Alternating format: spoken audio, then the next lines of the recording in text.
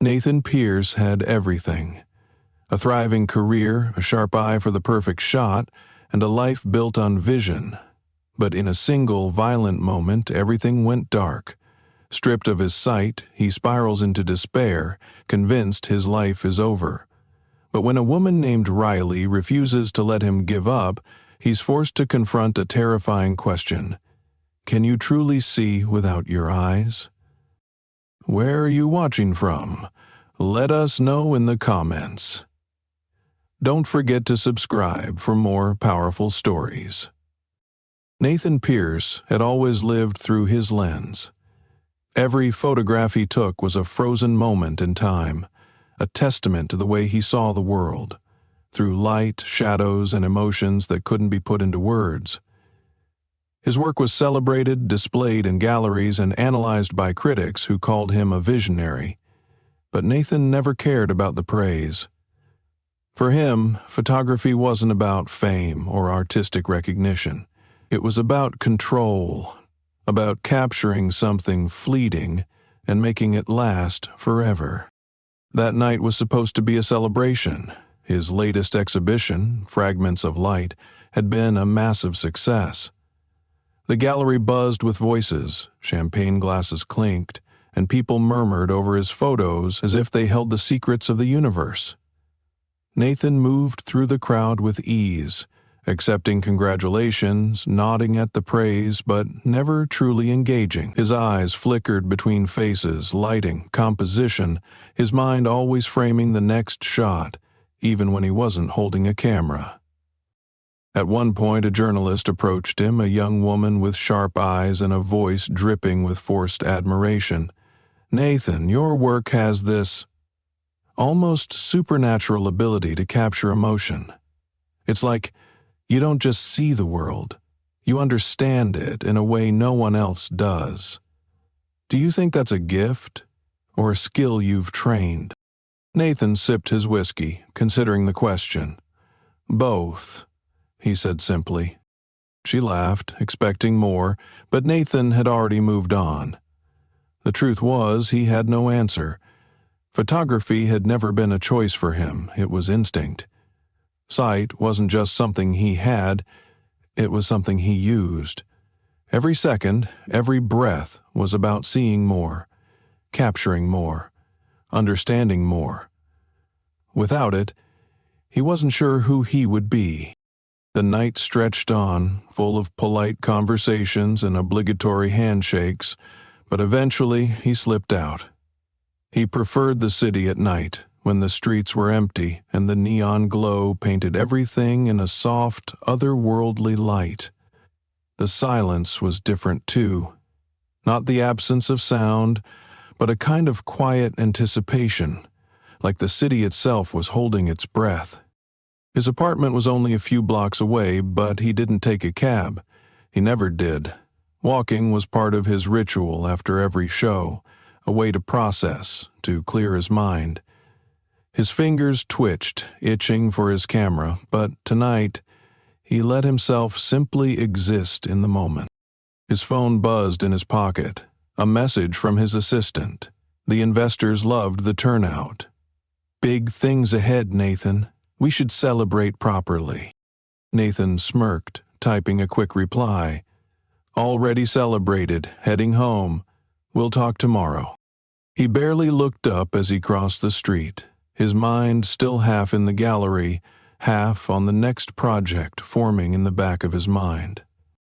Then came the headlights. Bright, blinding, too fast, the screech of tires, a distant voice yelling, maybe his own. And then, impact. The world tilted violently. For a brief, weightless moment he was airborne. Then he hit the ground, hard. Pain detonated in his skull, his ribs, his limbs. The sound of the city. Horns, distant chatter, the hum of electricity, melted into an eerie, muffled void. Then, nothing. Nathan woke to pain. It came first, deep and pulsing, radiating from his skull down to his chest, making it impossible to think, to move, to breathe without agony. His limbs felt heavy, as if gravity had doubled, pinning him to the mattress. A sharp, sterile scent filled his nostrils, antiseptic mixed with something metallic. Blood. He forced his eyes open, expecting the harsh glare of hospital lights to stab through his vision. But there was nothing, just darkness, a hollow, suffocating void. He blinked once, twice. Still nothing. A cold hand gripped his stomach, squeezing, twisting. He inhaled sharply, panic clawing up his throat. His fingers dug into the hospital sheets, gripping them like they were the last tether to reality. He turned toward the sound of a voice, calm, professional, but unfamiliar. Mr. Pierce, please try to stay calm." His throat was raw when he finally spoke. "Why can't I see?" A pause, hesitation, then carefully measured words. "You suffered a traumatic brain injury. There was damage to your optic nerve. The blindness, it may be temporary, but we can't say for sure yet." The words didn't register at first. They felt distant, like they were meant for someone else. Someone who wasn't Nathan Pierce. Someone who didn't see the world through a lens. Someone whose entire existence wasn't built around the ability to capture what others couldn't. "No," he said, his voice sharper now, edged with desperation. "There's something you can do. Surgery. Treatment. Something." "We're doing everything we can," the woman reassured him gently, "but right now, the best thing you can do is focus on recovery. There's still a possibility your vision will return as the swelling decreases, but—" He didn't hear the rest. A cold wave of helplessness crashed over him. His heart pounded in his ears. His breath came too fast, too shallow. This wasn't real. It couldn't be real. His world had always been built on vision. Every choice, every success, every single thing he had ever been was connected to his ability to see. Without it, he was nothing. Darkness wasn't just the absence of light. It was the absence of everything. The days blurred together, marked only by the sterile routine of the hospital, the distant beeping of monitors, the rustling of nurses, the quiet murmurs of doctors discussing his condition in voices they thought he couldn't hear. At first, he fought against it. He kept his eyes open for hours, willing something to change, hoping for the smallest flicker of light. But nothing came. He stopped talking, stopped responding, stopped acknowledging anyone who tried to reach him. His friends visited, but their voices were different now. Too careful, too soft.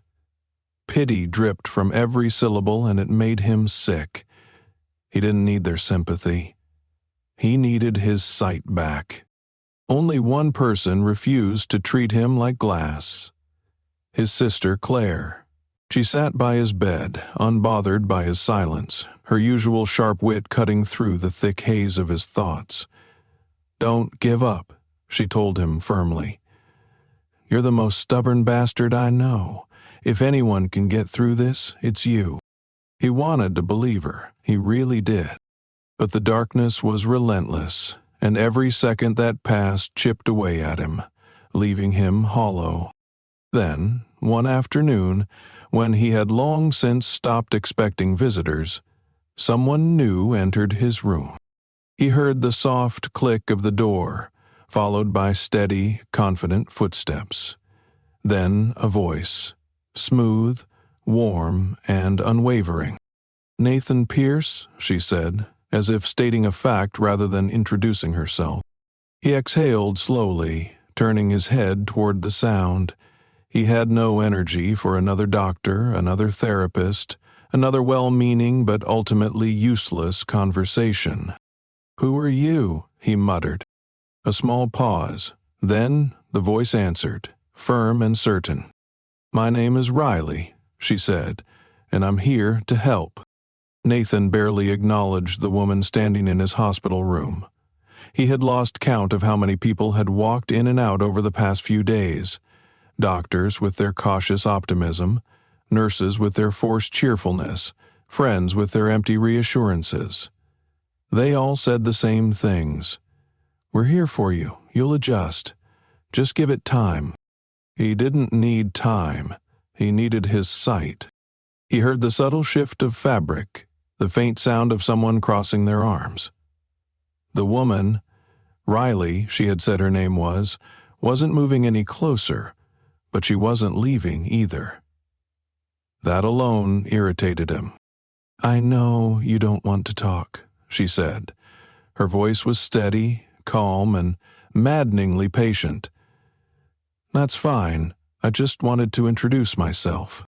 Nathan clenched his jaw, gripping the hospital sheets tighter. He had nothing to say. She would leave, just like the others. But she didn't. "I work with people who are adjusting to vision loss," she continued. "I'm not a doctor, not a therapist. I just help people figure out what comes next." "There is no next," Nathan wanted to say. Instead, silence stretched between them. It wasn't the awkward kind, the kind that demanded to be filled. It was something else, something heavier. After what felt like an eternity, Riley finally spoke again. "I'll come back tomorrow." And just like that, she was gone. Nathan didn't think about her for the rest of the day, or at least he tried not to.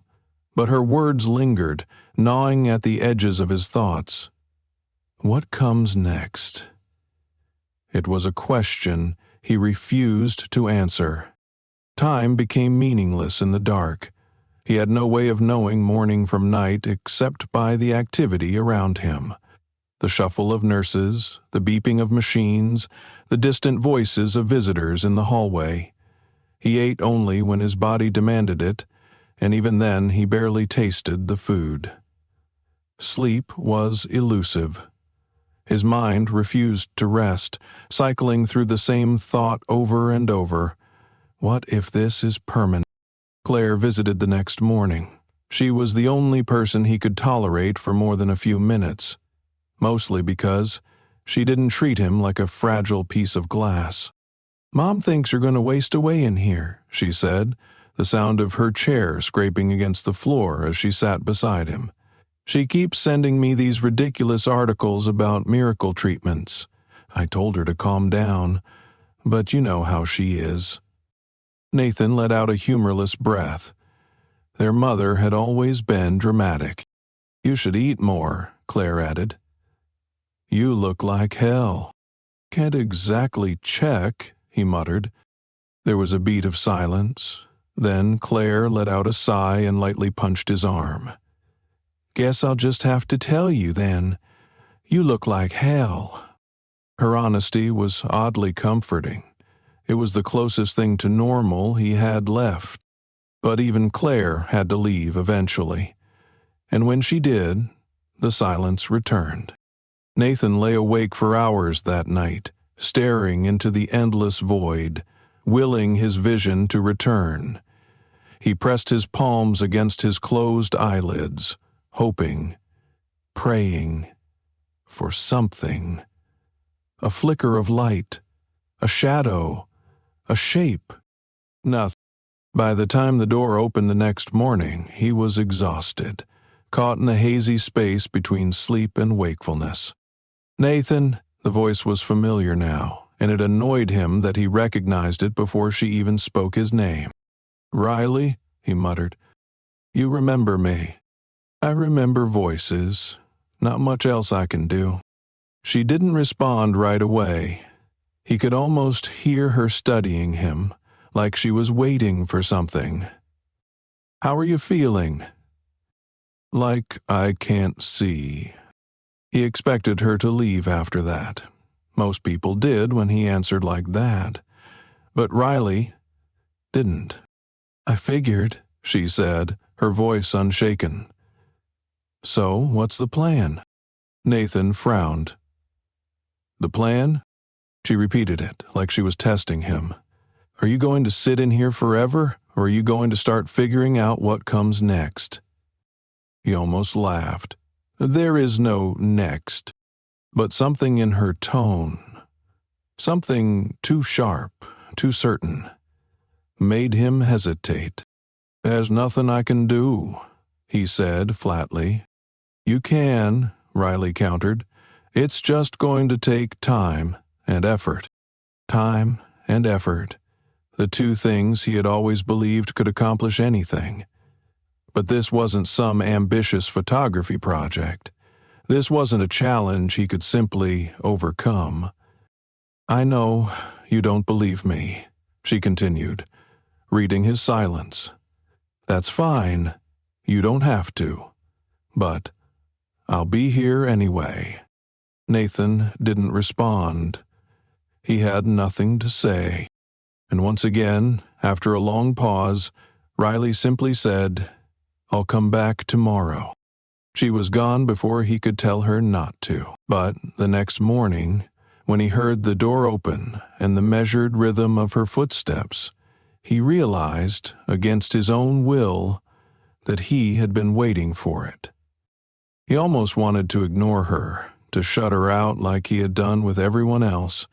But the truth was, he was tired of pushing people away, tired of pretending he wasn't drowning in the darkness. He listened as she pulled up a chair, the soft scrape of it against the floor. She sat beside his bed, not speaking, just waiting. Finally, she said, "Ready to start?" Nathan frowned. "Start what?" "Adjusting," she said simply. "Learning to navigate the world differently." He hesitated. The idea of adjusting felt like admitting this was permanent, that there was no going back to the life he had known. But at the same time, doing nothing was unbearable. Sitting in this bed, day after day, waiting for a miracle that might never come, was suffocating. "What exactly do you think you can teach me?" he asked, his voice guarded. Riley didn't hesitate. "How to function, how to move through space, how to rely on your other senses in ways you probably haven't thought about before." Nathan exhaled slowly. "Fine. Where do we start?" He expected her to stumble, to hesitate, to offer something easy. But Riley was relentless. "With your surroundings," she said. "Right now, you still think of this room as a blank space, don't you?" Nathan scoffed. "It is a blank space." "You need to start thinking of spaces differently," Riley countered. "Not as places you see, but as places you feel and hear." Her voice held an edge of challenge, like she was daring him to push back. "Close your eyes." He let out a short, bitter laugh. "I can't see, remember?" "You'd be surprised," Riley said. "Close them." He did. "Now tell me about this room." Nathan frowned. "I already told you. I can't see anything." "You don't have to see it," she said. "Describe it anyway. Where's the bed, the door, the chair I'm sitting in?" He hesitated. Then, reluctantly, he gestured toward the chair. "Lucky guess," Riley said. "Try again." "Listen." Nathan focused. He heard the subtle shift of her weight, the faint creak of the chair's frame. The sound was coming from his right. "There," he said again, more certain this time. "Good," Riley said. "Now, the door." He thought about it. He had heard it open earlier, the way the sound had echoed slightly. He lifted a hand, pointing toward the front left side of the room. "Better," Riley said. "Now, the bed." He smirked. "I'm sitting on it." She laughed, a warm, rich sound. Fair point, but you get it now, don't you? Nathan didn't want to admit it, but she was right. And for the first time in days, he felt something other than hopelessness. He felt determined. The next few days were a blur of frustration, exhaustion, and small victories that Nathan refused to acknowledge out loud. Riley showed up every morning, her footsteps becoming as familiar as the rhythmic beeping of the hospital machines. She never hesitated, never faltered, never treated him like he was fragile. She simply expected him to try. And when he failed, she expected him to try again. The first exercise had seemed laughably simple, identifying objects in the room by sound and touch. But nothing about it felt simple to Nathan. His entire life had been built around seeing the world, not feeling it. His instincts, the ones that had once made him one of the best photographers in the industry, were suddenly useless. The second time Riley asked him to map the room using sound, he didn't hesitate as much. He listened carefully, forcing himself to pay attention to the smallest details, the way air shifted when someone moved, the subtle vibrations in the floor when a nurse passed by, the soft scrape of Riley's chair against the linoleum. It was disorienting at first, like trying to understand a foreign language with no translation, but eventually he started to recognize patterns. "You're getting better," Riley said after one session, her voice carrying the faintest hint of approval. Nathan let out a slow breath, gripping the edges of his blanket. "It still feels useless. I'm not trying to live my life in a damn hospital room." "Good," she said easily, "because tomorrow, we're moving beyond this room." Nathan tensed. "What does that mean?" "It means you're going to start walking again. Outside." The words hit him like a punch to the gut. He hadn't left his hospital bed since the accident. He hadn't even thought about what it would mean to navigate the world as a blind man. "I'm not ready for that." "Yes, you are." Her confidence irritated him. She didn't even hesitate. Didn't ask if he wanted to do this. She just expected him to. Nathan clenched his jaw. "And what if I fall flat on my face?" "I'll let you." For the first time in days, he almost laughed. The next morning, Riley didn't waste time. She handed him a cane, guiding his fingers over the smooth surface, showing him how to tap it against the ground to detect obstacles. The first step felt wrong. His foot hovered in the air longer than necessary, as if waiting for permission to land. But then Riley's voice cut through his hesitation. "Step forward, Nathan." He did, and for the first time since the accident, the ground beneath him didn't feel like an enemy.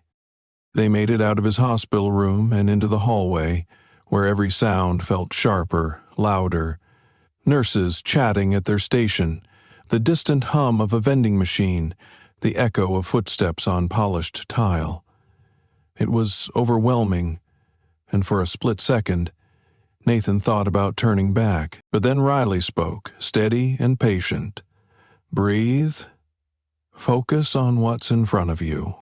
So he did. He walked slowly, the cane tapping ahead of him, finding the edges of the world before his body could crash into them. Every step was an act of trust, not in the cane, not in the world around him, but in himself. They reached the hospital entrance sooner than he expected. The automatic doors whooshed open, and suddenly, the air changed. Nathan froze. The city sounded different outside. The distant roar of traffic, the chatter of pedestrians, the unpredictable rhythm of an uncontrolled environment. It wasn't like the hospital, where walls and furniture remained constant. Out here, everything was in motion. Riley must have sensed his hesitation. One step at a time, Nathan gritted his teeth and took a step forward. The moment his foot touched the sidewalk, something shifted. A familiar scent hit him, the faint smell of rain on pavement, mixed with coffee from a nearby cafe. He had walked this street 100 times before, but he had never felt it like this. The sounds wrapped around him. People passing, snippets of conversation, the whoosh of a city bus pulling away from the curb. It was overwhelming, but at the same time it was grounding. They walked slowly. Riley didn't say much, only offering occasional guidance when necessary. The cane did most of the work, sweeping in front of him, tapping against curbs and obstacles.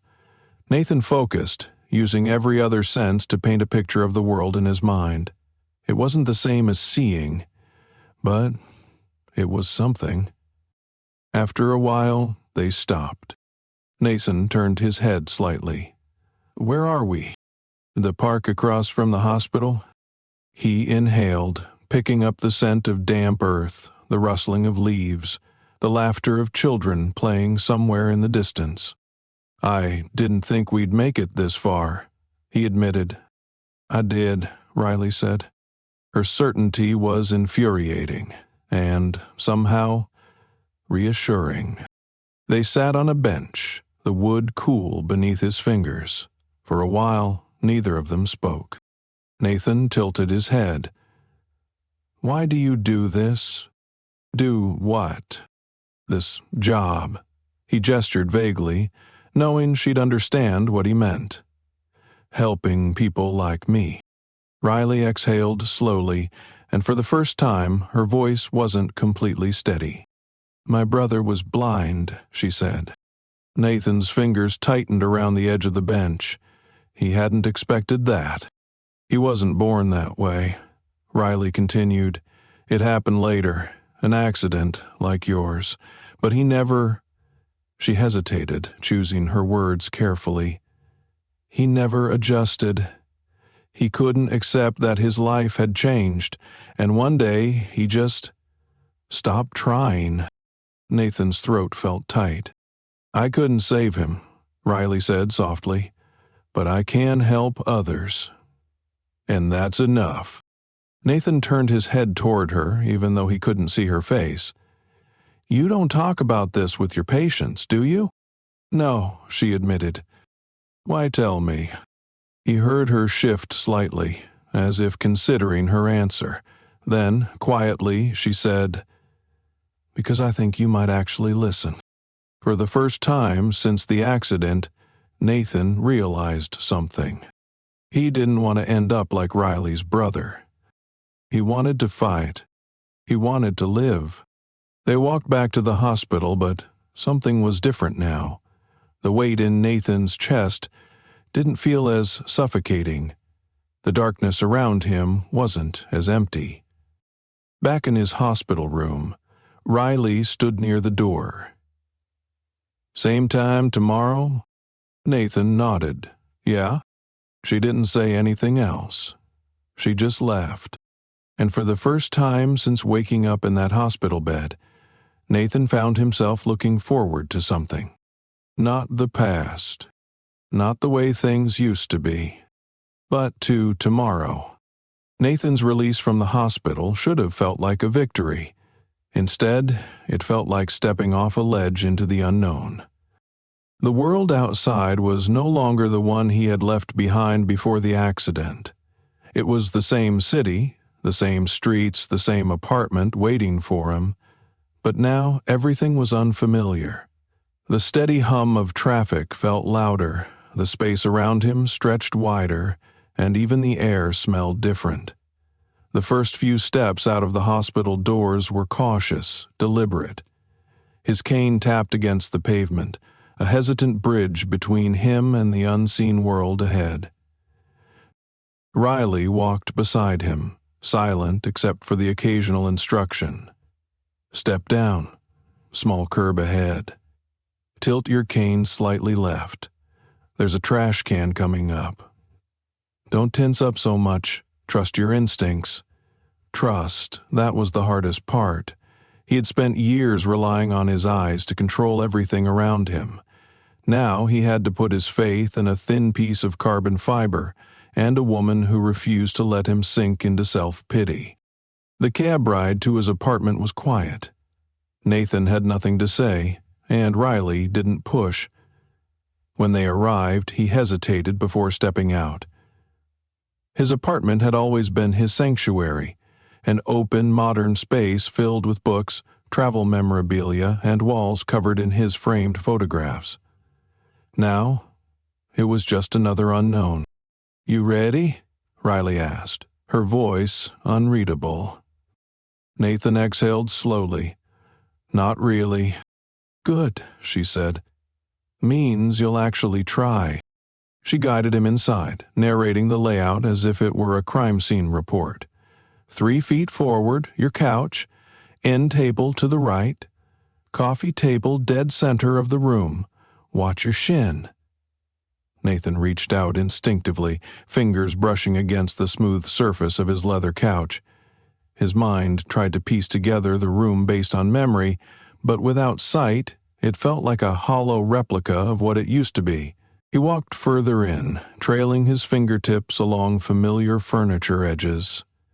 He had spent years curating every detail of this space, down to the exact placement of each framed photo. Now, those same details mocked him. What good was a collection of images if he could never see them again? Riley must have sensed his tension. "You okay?" "Fine," he muttered. "Liar." Nathan let out a humorless chuckle. "What do you want me to say, Riley? That everything feels wrong? That I have no idea how to live in my own damn apartment anymore?" She didn't react to his frustration. Instead, she said, "Then let's figure it out." For the next hour, she made him move through every room, touching everything. The kitchen, the bedroom, even the bathroom. He had to relearn where things were, how to navigate without knocking over furniture or tripping over misplaced objects. It was humiliating. But the alternative, sitting in the dark, paralyzed by fear, was worse. By the time they finished, Nathan was exhausted. He sank onto the couch, dragging a hand down his face. "This is impossible." "It's not," Riley countered. "It's just new." Nathan let out a slow breath. "New sucks. You'll get used to it." He didn't respond. He wasn't sure he believed her. The next morning, Nathan woke up disoriented. The absence of visual cues made it impossible to tell what time it was. His body was still adjusting to the constant darkness. When he sat up, his foot bumped against something solid. He reached down, fingers closing around his camera. For a moment, he just held it, running his hands over the familiar weight of the body, the curve of the lens. The camera had been an extension of him for years. His way of seeing, of telling stories, of making sense of the world. Now, it was just an object. What was a photographer without sight? His grip tightened around the camera as frustration rose inside him. He could hear Riley's voice in his head, pushing him forward, but this was different. There was no way to adjust to this. No amount of practice would bring back what he had lost. His phone vibrated on the nightstand. He reached for it automatically, swiping his finger across the screen. A familiar voice filled the room. Mason, an old colleague from the photography world. "Nate, man, it's been too long. Listen, I know things have been rough, but we have an opportunity for you. There's an exhibition coming up. High profile. They want a retrospective of your best work. It's a huge deal." Nathan's stomach twisted. A retrospective, a collection of old photographs, his past, neatly arranged on walls for strangers to admire. Mason kept talking, his excitement palpable. "You don't even have to shoot anything new. Just curate. Pick your favorites. Give people a glimpse of what you saw before. Before. Nathan's throat tightened. Before. Before the accident. Before everything fell apart. I can't, he said abruptly. There was a pause. What do you mean you can't? I mean, no. I'm done with all of that. Nate, he ended the call. His pulse pounded in his ears. He could still hear Mason's voice, still feel the weight of expectation pressing down on him. His hands trembled as he placed the phone back down. He was not the same man who had taken those photos. He couldn't pretend otherwise. A knock on the door shattered his thoughts. A second later, Riley's voice cut through the silence. You gonna let me in, or are you planning on brooding all day? Nathan sighed and stood, moving cautiously toward the door. He opened it, stepping back to let her in. You look like hell, she said bluntly. Thanks, he muttered. She moved past him, setting something down on the kitchen counter. I brought coffee. Ew, you don't even drink coffee. Yeah, but you do. He could hear the smirk in her voice. Figured you'd need it. Nathan sat down at the table, rubbing his temple. Mason called. Riley pulled out a chair. And he wants me to curate a collection of my old work for an exhibition. She didn't react right away. Then, simply, she asked, Are you going to do it? No. Why not? Because I'm not that person anymore, Nathan said, his voice rougher than he intended. What's the point of showing people what I used to see? I'll never take another picture again. Silence. Then Riley leaned forward. Do you really believe that? Nathan's jaw clenched. I'm blind, Riley. So? He let out a bitter laugh. What do you want me to do? Start taking pictures of nothing? Not nothing, she said. Just differently. Nathan shook his head. You don't get it. I do, actually, Riley countered. You think because you lost your sight, you lost your vision. But that's not true. You saw the world differently before. Who's to say you can't do that again? Her words lodged deep in his chest. Riley stood. I'm not saying you have to do the exhibition. I'm just saying maybe it's not as impossible as you think. She left him with that thought. For the rest of the night, it refused to leave his mind. Nathan didn't pick up his camera for another week. But when he did, something was different. He held it up, fingers adjusting the settings automatically, his body responding out of habit. He couldn't see the dials, couldn't frame the shot the way he used to, but he could feel it, the way the weight of the camera shifted in his hands, the way sound moved around him. He pressed the shutter. The click echoed in the silence. Maybe Riley was right. Maybe there was still something left to see. Nathan stood at the threshold of his apartment, gripping his cane with fingers that had long since stopped shaking but still hesitated. He knew what was beyond this door, the city, unpredictable and unforgiving. He had spent weeks relearning his space, mapping the apartment inch by inch until he could navigate it without thought. But outside was chaos. Riley had been patient, but patience only went so far. Today there was no option to turn back.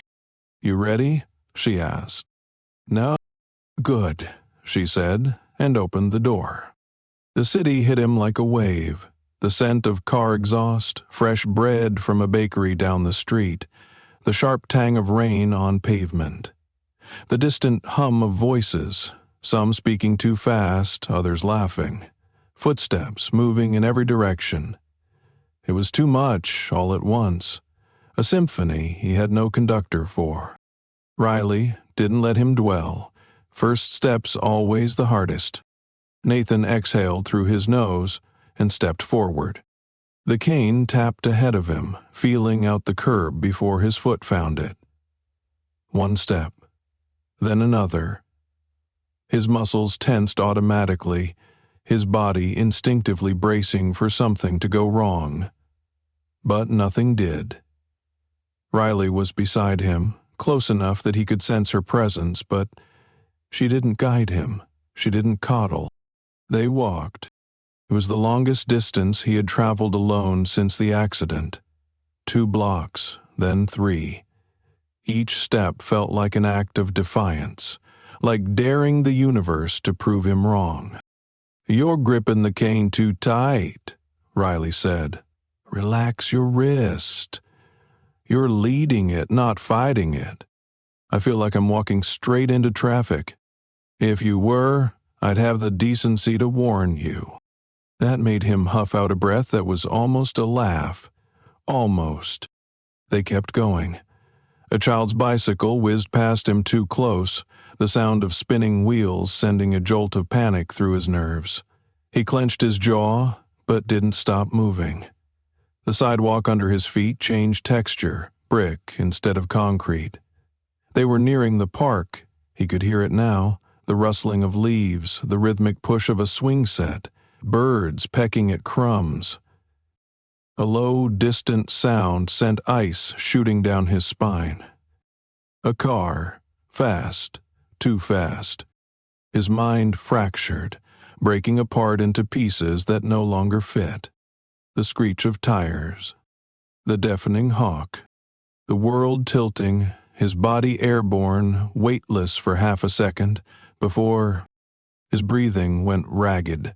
His grip on the cane turned bone white. It wasn't happening, but it felt like it was. "Hey!" Riley's voice cut through the noise, sharp but steady. He didn't realize he had stopped walking until she spoke again.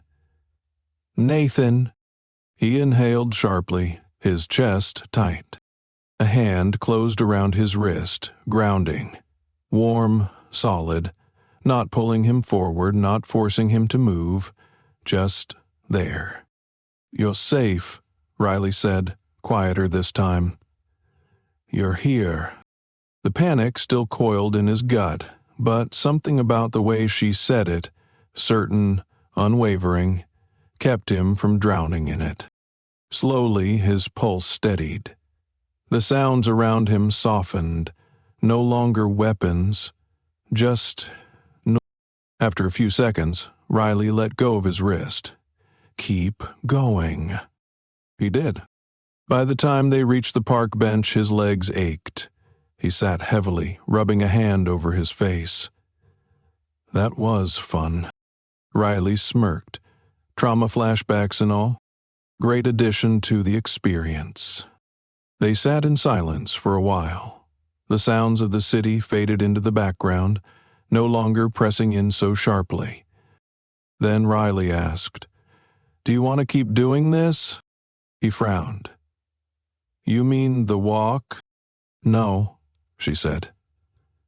"I mean, do you want to keep living like this?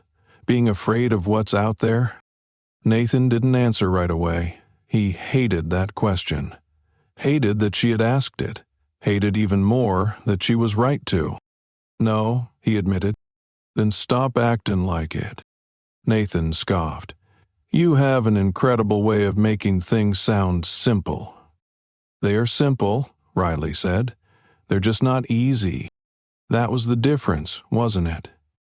He had spent so much time thinking about what he had lost that he hadn't even considered what he still had. His world wasn't gone. It had changed, and he could either learn how to exist in it, or he could sit in the dark forever, waiting for a miracle that wasn't coming. Nathan inhaled deeply, filling his lungs with city air, with the weight of the moment. Then he stood. "Let's go," he said. This time, he didn't hesitate when he took the first step. Nathan didn't wake up one morning with sudden clarity. There was no grand revelation, no cinematic moment where everything clicked into place. Change wasn't like that. It was slow, frustrating, and at times humiliating, but day by day, inch by inch, he started to move forward. Riley kept showing up. No matter how many times he snapped at her, no matter how many times he pushed back, she never left. That was the thing about Riley. She never pitied him, never coddled him. She challenged him, expected him to be better, and in the strangest way, that was what kept him going. His world had become sound and touch. If he wanted to reclaim even a fraction of control, he had to rely on them in ways he never had before. Riley forced him to pay attention to details he had once ignored. "The air vent," she said one morning. "Where is it?" Nathan frowned, sitting on the edge of his couch. "What?" "Listen." He inhaled, held his breath, and let himself focus. The faint hum of circulating air, barely noticeable before, now seemed distinct. He tilted his head. Left. No. Diagonal. Upper corner of the wall. Good. Now, where am I standing? He listened again, tuning into the shift of weight, the sound of fabric moving, the way her breath reached his ears differently based on distance. 4 feet in front of me, he guessed. Close, she said. 3. It wasn't perfect, but it was progress. He started mapping spaces in his mind, not through sight but through presence. How sound bounced off walls, how different floors felt under his feet, how certain objects carried distinct smells. It was infuriating work, but with every small success, Nathan felt something foreign stirring inside him. Pride. Not in the way he used to feel it, standing behind a camera and capturing the world in ways others couldn't. This was different. It wasn't about mastery. It was about survival. One evening, Riley placed an object in his hands. "What is it?" Nathan ran his fingers over the shape, tracing the smooth edges, the ridged grip, the weight. The familiarity hit him in the chest before his mind caught up. His camera. His throat went tight. "You don't have to," Riley started, but he cut her off. "Give me a second." He turned it over in his hands, muscle memory kicking in. He found the shutter button, the dial for adjusting aperture, the lens focus. He had done this a million times before, but now it was different. Pointless. "What's the point?" he muttered. "I can't see what I'm shooting." "Maybe you don't need to." Nathan let out a sharp laugh. "You realize how ridiculous that sounds, right?" "You used to say photography was about feeling, about emotion, about capturing something deeper than what people see," she countered. "Was that all bullshit, or did you mean it?" He didn't have an answer. That night, after Riley left, he sat in the dark, the weight of the camera resting in his lap. He wasn't sure how long he stayed like that. Eventually, he lifted it, pressed his fingers to the shutter button, and clicked. The first time he stepped outside alone, it wasn't because Riley told him to. It wasn't a training exercise or part of his routine. It was because he wanted to. He stood by the door, his cane in one hand, his camera in the other. The idea of leaving terrified him, but he was tired of being trapped inside his own home. One step, then another. The city was overwhelming, but in a way that felt strangely familiar. He listened, mapped out his path through sound, adjusted his pace based on the rhythm of the world around him. For the first time, he didn't feel like he was walking into the unknown. He was simply walking. Somewhere along the way, he lifted his camera. Click. He didn't know what he had captured. But for the first time in a long time, it didn't matter. Nathan didn't tell Riley about the first picture he took. It wasn't that he was ashamed, but rather that he didn't know how to explain it. The moment had felt instinctive, like a reflex he hadn't fully lost. He had no idea what the image looked like, whether it was framed well, whether it even made sense, but the act of taking it, of pressing the shutter, had stirred something deep inside him. He wasn't ready to share that yet, but Riley noticed the shift in him anyway. "You're different," she said one afternoon as they walked through the park, the place that had once felt like an abyss of uncertainty but now held a strange familiarity. Nathan adjusted his grip on his cane. "That a good thing?" she hummed, thoughtful. "Depends. Are you ready to stop acting like your life is over?" He scoffed. "And here I thought you were getting sentimental." Riley smirked. "Never." They sat on their usual bench, the cool wood beneath his fingers grounding him. The air smelled of damp earth and blooming flowers, a crispness in the breeze that hinted at the changing seasons. Nathan leaned back, listening to the quiet hum of the city beyond the park, the occasional bark of a dog, the chatter of people passing by. He let the silence settle between them before finally saying, "Mason called again." Riley didn't react right away. "And he still wants me to do the exhibition." She exhaled, and though she didn't say anything immediately, he could hear the shift in her breathing. "You still think it's a bad idea?" she asked. "I don't know what I think," he admitted. "It's weird. The idea of curating my own work, like looking back at something I can't see anymore." "But you can see it," she said. "Maybe not in the same way, but you remember your photographs. You remember how they felt, don't you?" Nathan flexed his fingers, picturing the images in his mind.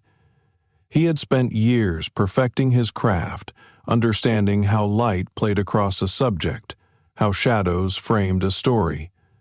Just because he couldn't physically see them now didn't mean they weren't still there, imprinted in his memory. "Maybe," he admitted. Riley shifted beside him, her voice softer than usual. "You should do it." Nathan frowned. "I thought you'd tell me to move forward, not look back." "I think you need to look back," she said. "Not to live there, but to remember that you weren't just a photographer because of your sight. It was because of how you saw the world." He swallowed, something tightening in his chest. Then, quieter, Riley added, "I think it would be good for you." Nathan turned his head slightly toward her, almost like he was trying to see the expression on her face. He couldn't, but he had learned to pick up on other things. The way she fidgeted when she was holding something back. The slight shift in her tone when she was speaking about something that mattered to her. He heard it now. "You're sure this is about me?" he asked. Riley didn't answer right away. Then, after a long pause, she said, "My brother used to be a photographer." Nathan stilled. She had never spoken about her brother beyond that first time, never given details. "He was good," Riley continued, "really good. But after he lost his sight, he refused to even pick up a camera. He let it destroy him." Her voice was steady, but there was something raw beneath the surface. "I tried to help him," she said, "the way I'm helping you, but he wouldn't let me. He shut down. He didn't make it, Nathan." The words landed like a weight in his chest. Nathan exhaled slowly. "I'm not telling you this for sympathy," she interrupted. "I'm telling you because I don't want to watch it happen again." Silence stretched between them, heavier than any they had shared before. Nathan turned the camera in his hands, running his fingers over the buttons, the lens, the smooth metal body. Then, finally, he said, "I'll do it." Riley let out a breath, almost like she had been holding it in. "Good," she said. And just like that, something shifted. For the first time since the accident, Nathan wasn't thinking about what he had lost. He was thinking about what came next. The night of the exhibition arrived faster than Nathan had anticipated. It felt surreal, standing in a space filled with his own work, photographs that he had taken when the world had been something he could see. The walls were lined with images frozen in time, moments he had captured with absolute clarity.